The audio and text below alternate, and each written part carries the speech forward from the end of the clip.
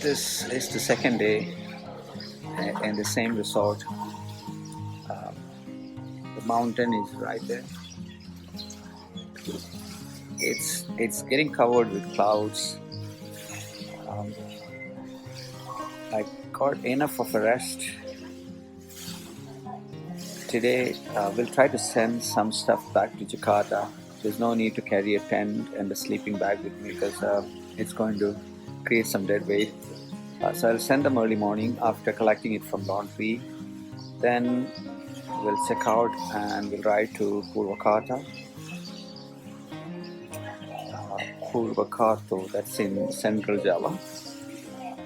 And from there, another 20 kilometers to the valley of Mount Slamet. That's another active volcano. There's a city called Baturaden. That's the aim. If the weather stays nice, I can get there by 5 o'clock. Let's see. Finished packing everything, getting ready to move to the next stage of the journey. I had 2 days of really nice rest in Tirtha Sanika resort in Kuningan. It's a bit far away from Kuningan city, but that's okay. It has been raining yesterday, so no outdoor activities were possible. Early morning, I went to collect laundry, a tent, sleeping bag, and unfortunately, Ibu forgot to wash the shoes. They were dirty and smelly. I had to take them back to the hotel and I just finished washing them. I'm going to dry them in the motorbike. It's going to be very dry and hot from here to Central Java, so it should dry easily in the motorbike, on the motorbike.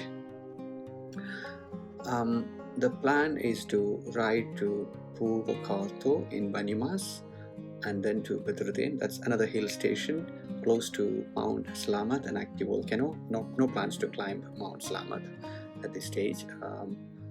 And you really need to come during dry season to climb mountains, otherwise you won't get a really nice view from the top. So the tent and the sleeping bag are already on the way back to Jakarta. This is something that I do. I mean, in every trip, if I don't need something after a particular stage of the trip, I send them back. So I send them back through JNE. Very cheap to send it back. I can collect it when I go back to Jakarta. Yeah, so all packed and ready to go. That's the last look at Gunung Chiramai, or what is left of it, covered in clouds. There's no way this mountain can be climbed in December and get a very good view. Time to move, and my shoes are outside. They're going to dry in this very hot weather.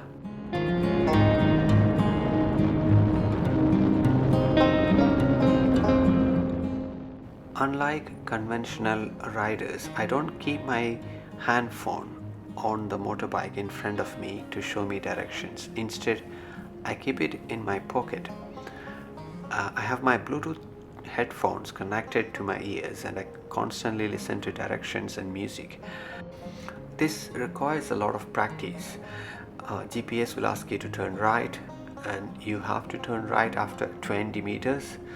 And in a city like Jakarta, sometimes you may get this wrong, but I have kind of perfected it over the years. Right in front of me, there is a clear road blockage. I have to turn either right or left, and the GPS hasn't given me any instructions. It looks like they are repairing a bridge or maybe making a new bridge in front of me. So what am I supposed to do? Let's ask this guy, and he is saying turn right. Okay, let's go right.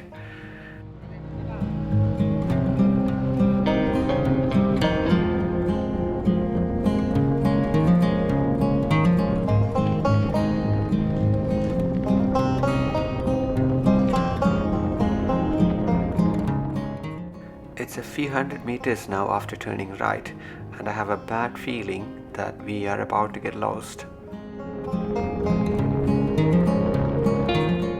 The GPS is constantly asking me to turn left to get back to the main road, but the problem is there is no left turn. There is no proper left turn.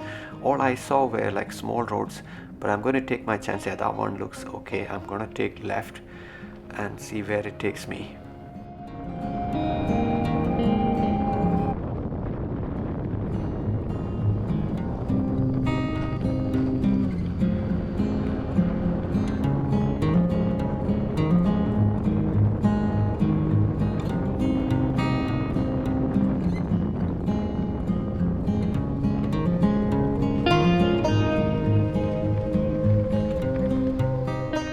Alright, now we are completely lost. I don't know which way to take. I'm gonna stop and have a look at my phone and look for directions. The GPS is asking me to go to the right. The small road that I just saw, I'm going to take that, and it should take me back to the main road. If you are trying this kind of traveling, please make sure that you get sufficient practice with riding with headphones. I don't normally get lost. If I'm confused, I will always stop and look at the phone, but be extremely careful when you use only sound to navigate. We are now back at the main road and is heading towards central Java. You see those clouds in the distance? That's around 150 kilometers away from us, and that's where we are going, to Gunung Selamat or Mount Selamat.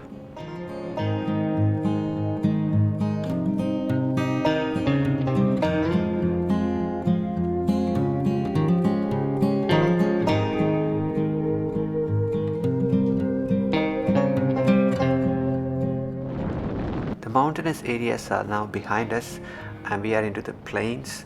It's really easy to ride. My only problem is the high number of people riding motorbike without a helmet. I have seen this so many times during this trip and even in past trips. Once you get to the villages, people kind of stop following these kind of safety instructions. They go out in their motorbikes without helmet. They just don't realize how unsafe it is to ride a motorbike without helmet. A small mistake, you might fall down and hit the head on somewhere. It can lead to your loss of life or serious injury. Just sad. I mean, if you are a rider, please make sure that you use a helmet every time you ride a motorbike.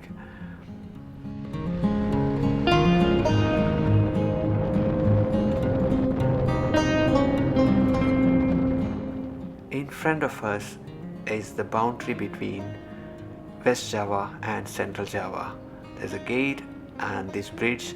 Once we cross the bridge, we are officially getting into Central Java. Another thing that you can observe in Indonesia is people riding on trucks. You can see these farmers sitting on top of those onions, riding through Central Java.